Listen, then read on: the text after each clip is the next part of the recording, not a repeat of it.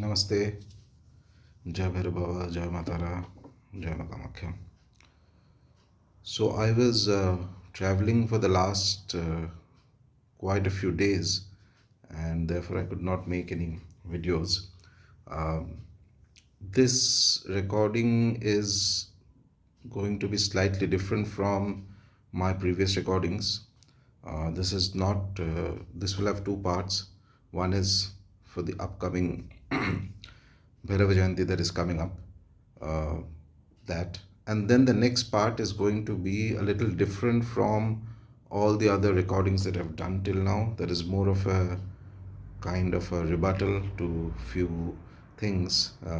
I opened my mailbox and my team found that there were a lot of people who had asked certain specific questions and doubts, and I'll be clearing those. And that's also a kind of some kind of let's say a motivated criticism has been put forth on the Bhairava Nama Japa.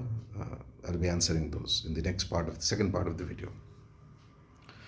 So first, as usual, this November 23rd is Bhairava Astami, which is, as all Krishna Paksha Ashtamis have a link to Bhairava. This Ashtami is specifically auspicious for uh, Kalabhairava, as also Vatuka Bhairava. In fact, it's not that there is any great harm if you focus on Vatuka instead of Kalabhairava. And many people have asked that what is it that they can do. So one or two options are there. One is, of course, if you had seen my previous video on doing Kalabhairava Kalabhairava Ashtakam Anushthan.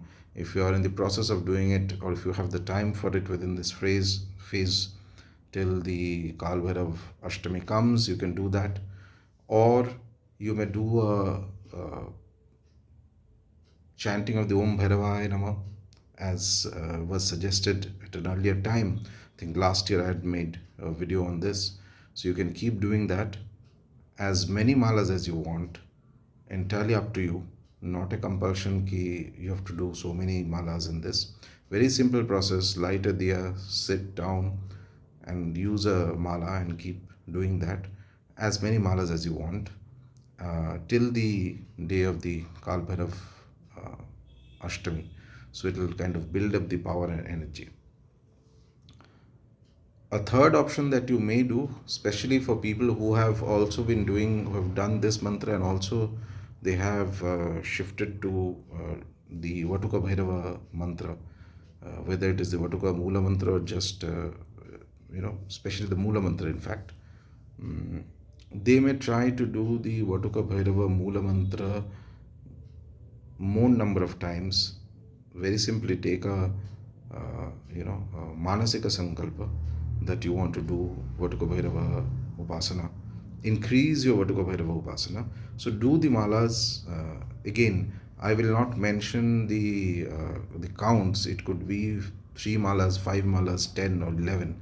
11 malas is very good. So you can carry on 11 malas of the Vatuka Bhairava Mula Mantra daily, every day, with the same rules. That is, you just light a diya and make sure that you offer some naivedyam or bhog. And if you have a photo of Vatuka Bhairava, then you can keep in front agarbatti, dhoop, diya, and then if you have atar or any kind of fragrant incense or something, you can apply on the photo of Vatuka Bhairava. Otherwise, just a diya is also fine. And keep chanting 11 malas of the Vatuka Bhairava Mula Mantra, and carry on till the Bhairava Ashtami date. Okay, and on that date of the Kalabhairava Astami, you do the sadhanas that are anyway done on those and those specific tithis, the Vishesh upasanas on those specific tithis. And along with that, you can also visit any Shiva temple, or that Vishesh sadhana could be a completion of this Vatuka Bhairava sadhana that you are doing. Further, if anybody wants to visit any Bhairava temple on that day, it's of course wonderful. So these are the two things, either of them, that you can do. Both of them will work very wonderfully. And as I have already mentioned in some interview on the Vatuka Bhairava, is one of the fastest acting forms of Bhairava. He's a child form, but even though he's a child, his mool Swarupa is like Shiva. So he has all the five great powers of Lord Shiva inherent in him. He has also the blessings of Mahakali, Mahalakshmi, Mahasaraswati, these forms. So there's just about nothing that Vatugabhairava cannot do when he's pleased towards an Upasaka. So doing the Mula Mantra, the Mula Mantra is considered as a Maha Mantra in the Tantras, this Vatuka Mula Mantra, and it is fantastic to do for anybody who wants to connect to Vatuka Bhairava and get some blessings of the deity in his or her life. Okay, and I think in one of the videos I had mentioned the Mula Mantra. Uh, there are variations. One question comes in: should Om be added to the Mula Mantra or not? So there are two variations of the Mula Mantra. One that comes from the Rudra Yamal, where it starts with a pranava. It starts with Om, and then the Mula Mantra goes on. And then there is a later day another compendium. The basic mantra remains the same, where it does not start with Om. It starts with the Maya Vija, the Tantric Maya Vija, and ends with the Tantric Maya Vija, and there is 21 Akshari. This is the Mula Mantra that comes to us from 13th, 14th century Tantric compendiums. Which one is more effective? Both of them are equally effective. Vatuka Bhairava is a deity who generally, if one continues worshipping him, his grace, his anugraha comes faster than almost any other form of deity. Okay, so Vatuka Upasana requires mantra sadhana, requires giving bhoga, and also requires some kind of an emotional contact with the deity.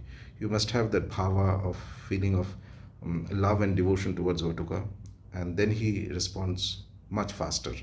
So remember that is a child form. All child forms require a certain degree of emotional contact with the deity. Okay, even adult forms require, but they have certain protocols slightly different. Okay. So this is so far as the coming Bhairava Astami sadhanas that you can do.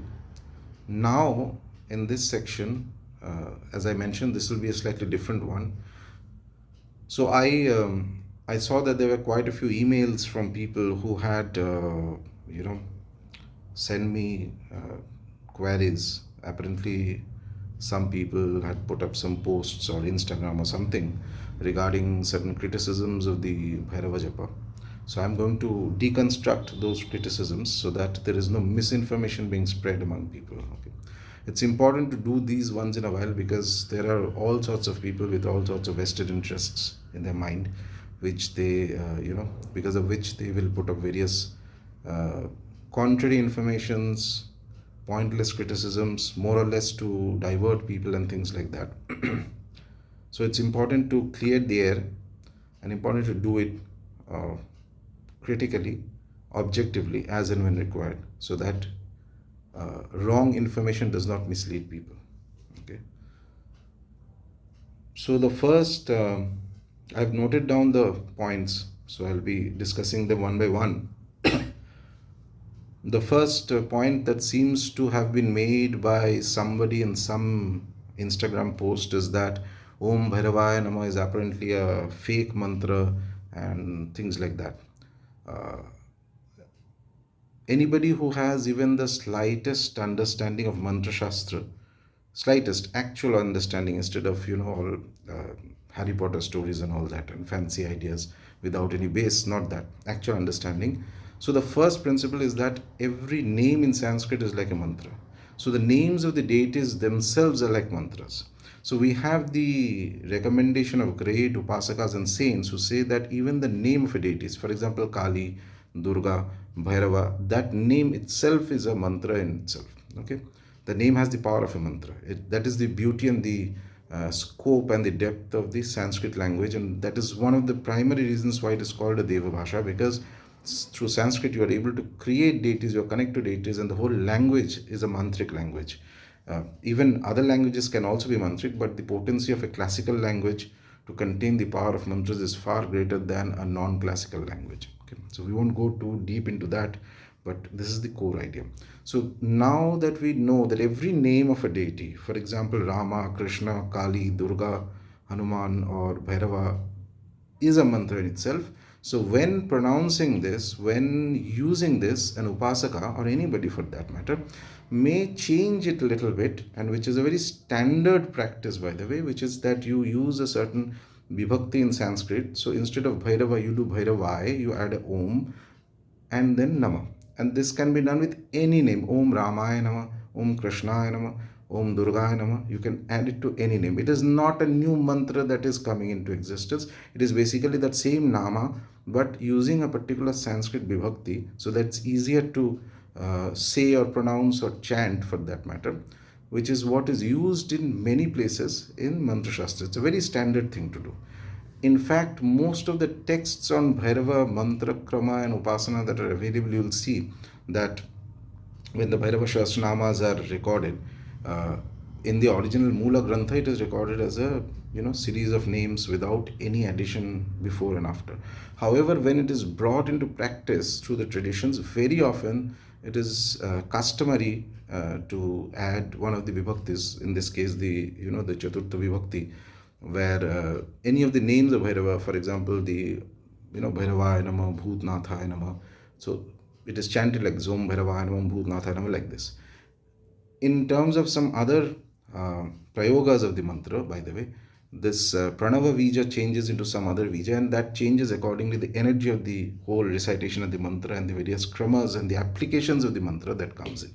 So it's a very beautiful, detailed, and sophisticated application of mantra sadhana with respect to the name of Bhairava that invokes his energy, but also adds what is called a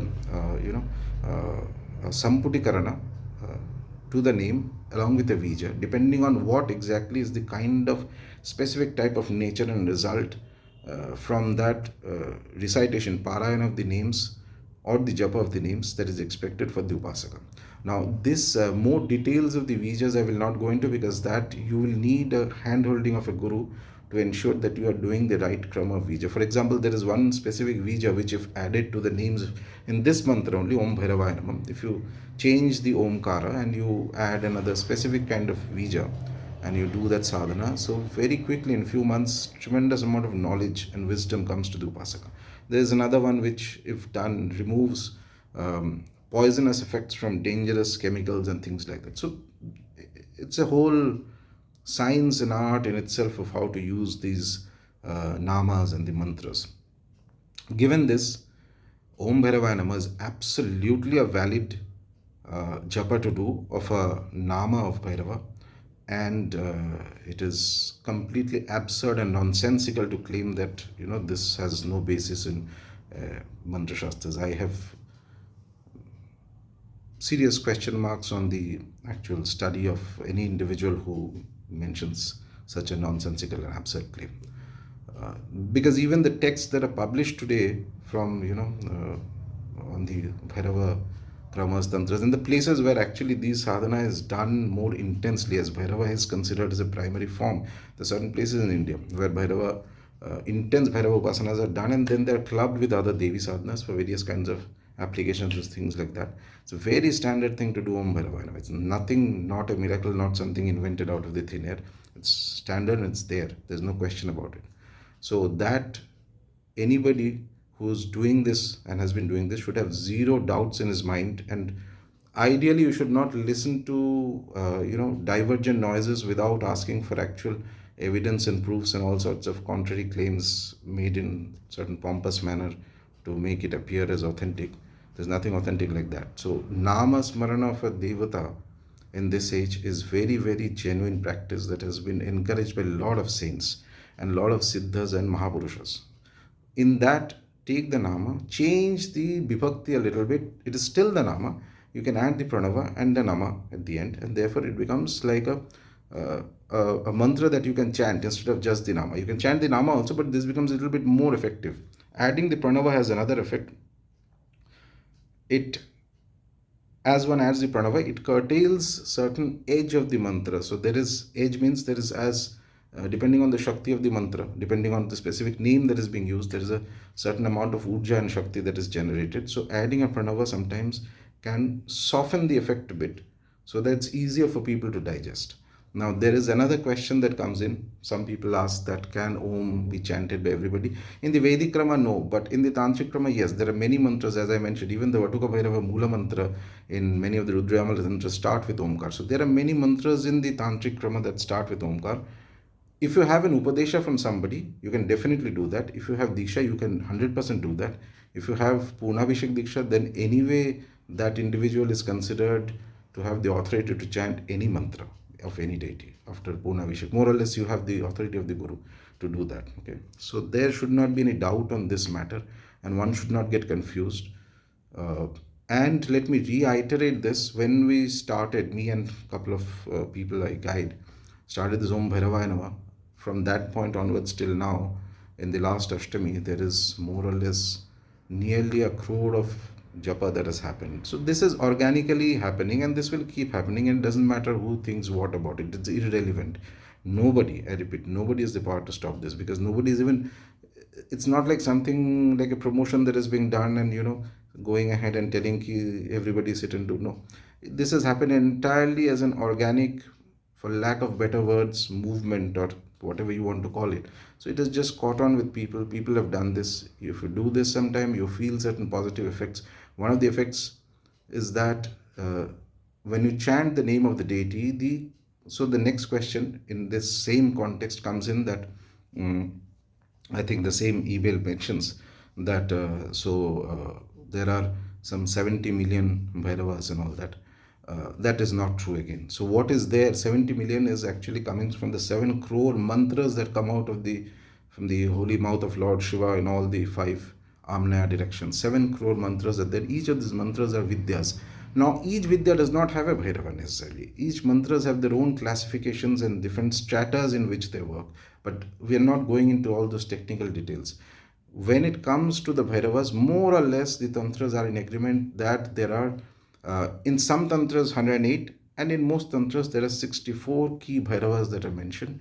Names of Bhairavas are there, along with the yoginis and various other things are there. Of these 64, 8 are crucial. Of these 8, then beyond this is Vatuka and Kalabhairava. Okay, these are the two. This is the krama of Bhairava. This is the actual krama in which sadhana has happened. There is no 7 crore Bhairavas roaming around in some universe and it's your chanting is going to activate that. All that is, half truth and half story and half kind of fairy tale-ish. That's not how it works. So when the tantras mention this 64 Bhairavas, so when somebody is doing Om Bhairavaya Nama, what he's actually doing is connecting to the Moola Tattva of Bhairava. Every deity has a particular base, core, fundamental Tattva or energy. So when somebody chants Om Durga Nama, or just chants the names of Durga or the 32 names of Durga or anything, just chants Durga or Om Durga Nama, not even the Vija, just Om Durga Nama. And this is something that even saints, I think like uh, some saints of Kashi had also recommended to people doing that. Uh, so you connect to the core form of Durga. But is there one Durga? There are many Durgas actually. In fact, there is Shulini Durga. There is a Ashtadashabhuji Durga. There's the Ashtabhuji Durga. There's a Durga that is like Bhadrakali, Ugrachanda. All these forms are within the collective form of Durga. Okay, within the term Durga. So when you chant Durga in Nama, is it going to be like a conflict between I'm this form or that form? Then that's absolutely absurd thinking if somebody claims that. It means when you are doing Om Durga in Nama, or even say when you are chanting chanting the names of Krishna or Vishnu, for example.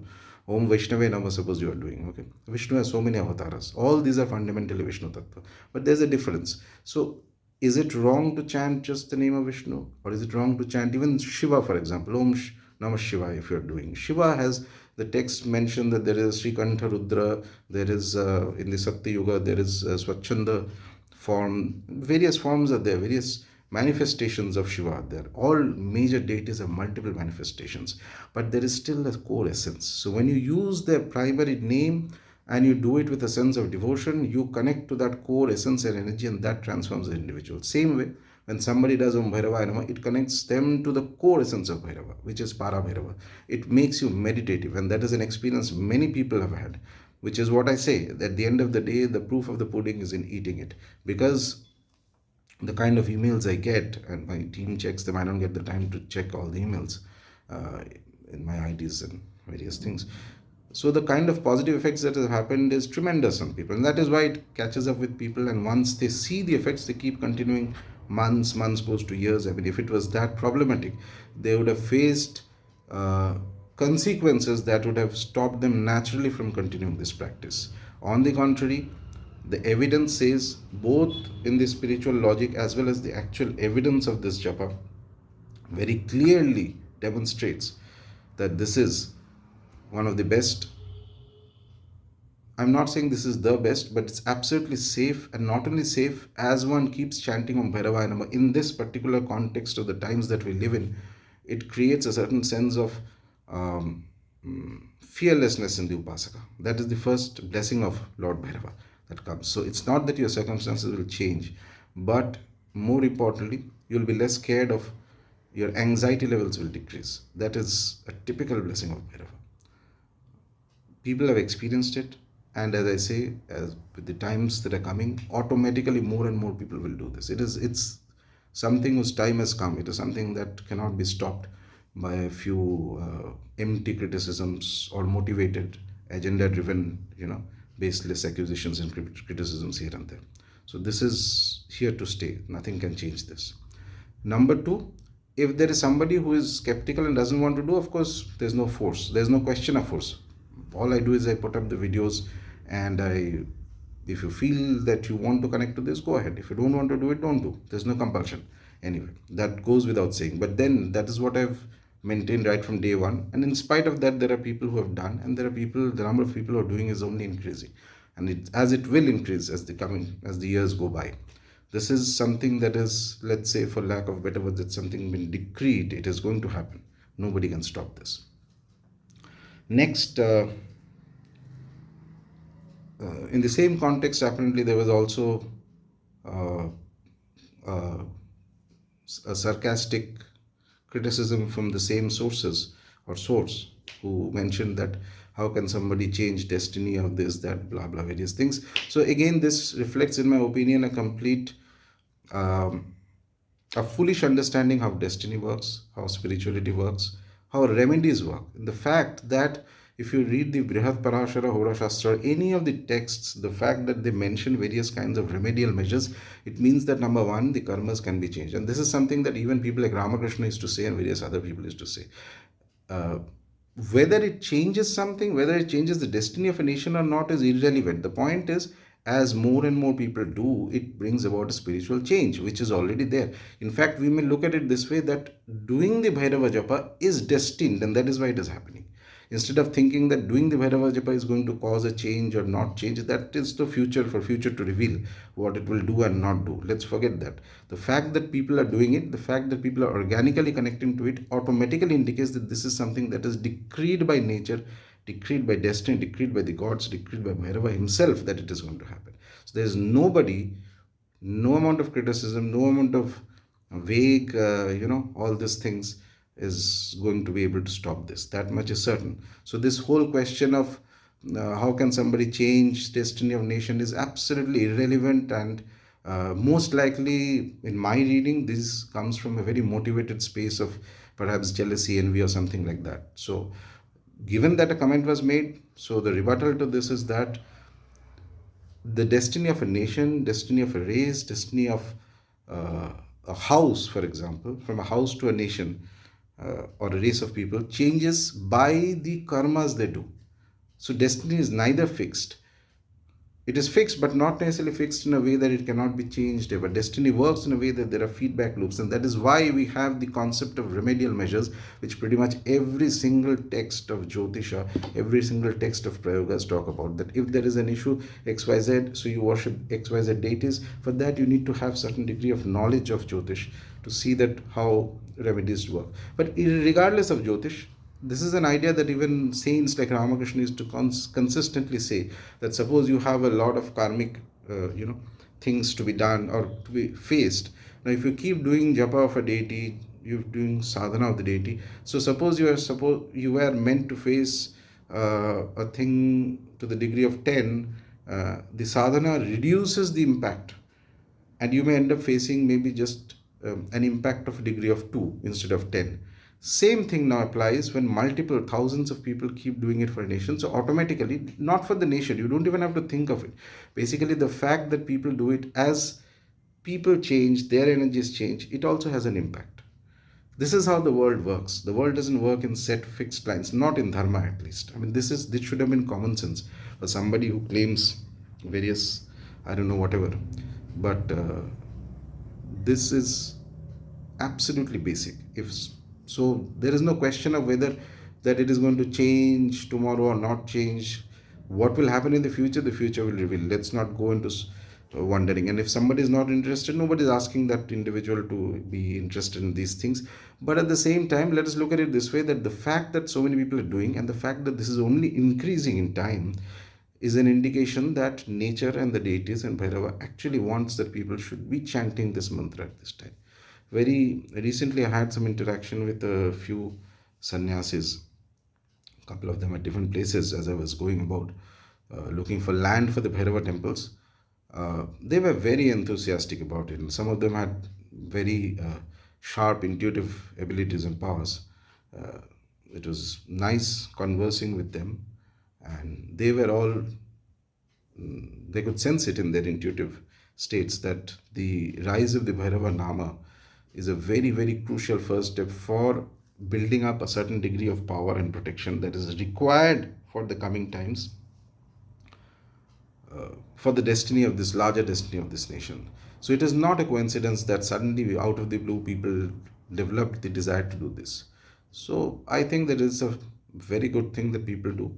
And I love it because more than anything else, this happens in a very organic and spontaneous manner without actually, there is no, huge door to door campaign ki you should sit and do nothing of that sort. Just a simple mantra that has been told. If it was not working, people would have left it. The fact that it has gone on for 2 years and the fact that it is only keeping increasing. Like I remember the first time when this japa was done, we could hardly touch a few thousand in count. And today, in the last Ashtami, it has gone to almost 80 lakhs, 1 crore it has almost touched. This is spontaneous, organic, and this cannot happen if it is not destined by the deity himself. So there is no question of whether, this whole speculation, how can you change this and that? It's absolute nonsense. Actually, it's what I would say that, an empty mind is the devil's workshop, that type of business. One should stay away from all this kind of criticisms, focus on your sadhana. That will help you more. Third point that was sent to me was that about Diksha, that Nama Mantra doesn't work, one must have Diksha. Diksha is, of course, important, there's no doubt about it.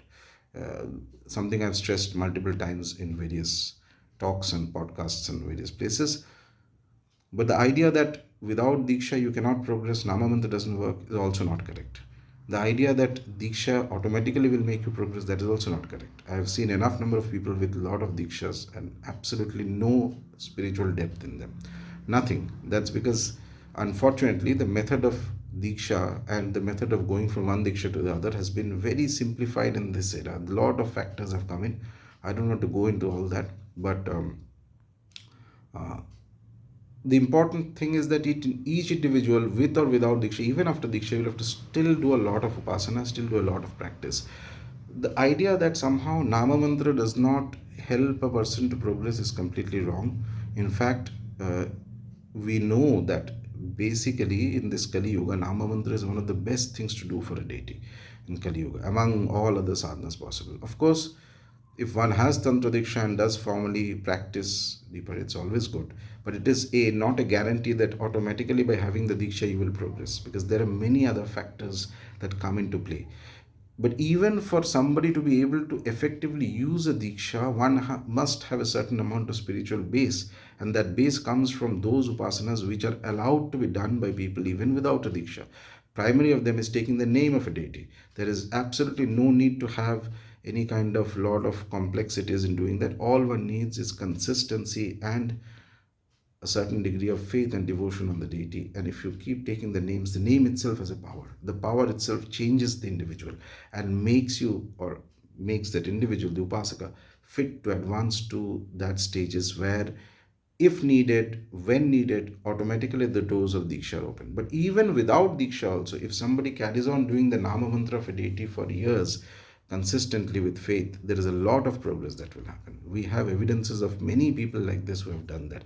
And I mean evidences from the biographies and writings of saints and great masters. So there's no question about that. There is also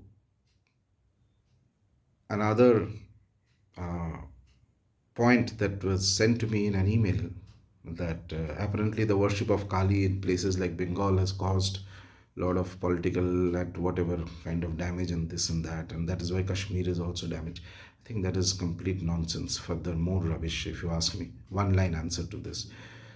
If you go historically, so these things like why XYZ political changes happen, why this is happening, it requires an absolutely objective mind and deep analysis, which unfortunately is not everybody's cup of tea. There are people who are very ready to jump to conclusions without the ability for really deep analysis.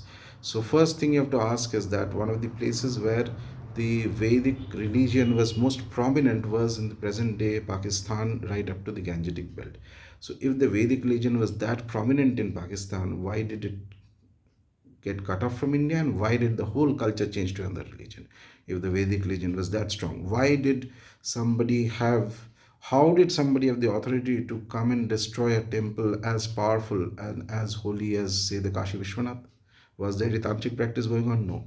So these are questions that will stick out like sore thumbs in kind of a half-baked theory that because they're worshipping Kali, so this and that happened. Stay away from these kind of empty, vague, nonsensical speculations. Most of it comes from places of I don't know where. These analyses require much deeper,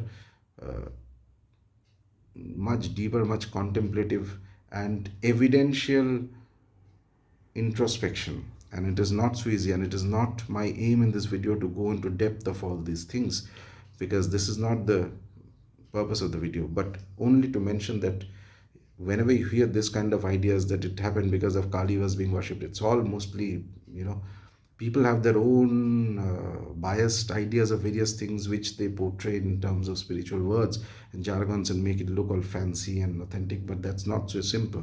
These questions, to understand them, you have to ask very basic ideas. For example, today in Punjab side, if you go, there's a whole lot of conversion and there's a whole lot of other religious influences that are coming. Why? At one point, this was also one of the peak areas where Shaivism was there. Before that, there was the Vedic religion that was the prominent, the Vedic, the great ritualistic yagyas and all that used to happen. Then there was evidences that the Shaiva Siddhanta was very prominent there. Then how did all these changes come about? So these questions have to be answered, and it's not, don't be in a hurry to reach an answer. If you hurry to reach an answer, you will reach something that is wrong, like these cases where you end up with this absurd ideas that because Bengal is worshipping Kali, so there was some negative thing has happened, because Kashmir was worshipping Kali, so therefore all sorts of nonsense. Stay away from these ideas. There are many more complicated factors, many more complicated factors which club together, combine together, including external and internal corruption. And corruption not by the worship of deities. Never will the worship of deities cause problems. There has to be some other factors also. Anyway, I'm not going into the details of all that because it will make this video longer. It's already gone beyond half an hour. So my point is, at the end of the day, to summarize, those who have benefited from the Om Bhairava Nama, and there are many people, anybody who is confused about it, don't bother about noise here and there. Carry on your practice. It is only going to benefit you, as you have already seen it benefiting. And in coming times, this is going to increase and keep increasing, and there is no chance that it is going to reduce. This is going to happen in a very organic fashion. Why? That is because it is destined to happen. Something that is destined cannot be stopped. So that much is certain. It's not based on me telling you or anybody telling you or not telling you for that matter. That energy is already activated. Once it is activated, it's going to pull in more and more people, and that is a thing that has already sort of happened. It is just a matter of manifesting here in this plane. In a couple of years, you'll get to see more. And further is that Diksha is good, but do not be under the wrong impression that doing a Nama mantra of a deity is somehow lesser or is going to cause you less spiritual benefit. Spiritual benefit has many factors. One of the primary factors is the individual who is doing it. How much of concentration, how much of Shraddha, how much of Bhakti, how much of discipline is able to bring into his practice. And if he is able to do it, even a Nama mantra, by the way, which is one of the most, many of the texts and the gurus and the great, masters have mentioned, Nama mantra is one of the most important and powerful things in this age, Kali Yuga, by the way. They can bring about a complete transformation in an individual. In fact, in the literature of Sri Ramakrishna, There is a particular instance where there were a few old women who used to chant the names of certain deities, Durga or Kali or Krishna or things like that. Just Nama Mantra, that's it. But almost 2 to 3 hours every day, early morning. And they were so advanced spiritually that when Swami Vivekananda came back from abroad and some of his disciples came with him, he used to send them to these women uh, to ask how to do mantra sadhana. Yes, it is that powerful. Carrying on a Rama mantra practice with faith, with time, with patience, with determination is going to bring a lot of benefits. Not only benefits, as and when required, nature will open the right doors for you and take you to the right place. So be in no hurry, have patience, increase your practice, increase your meditation into the practice, increase your depth, concentration, and devotion. And in time, you are absolutely sure to benefit spiritually from the names of Bhairava or the names of any deity that you do. That's all for today. I hope everybody has a fantastic coming up Ashtami Tithi that comes up. This is one of the most important tithis of the year. So that's all for today. Namaste.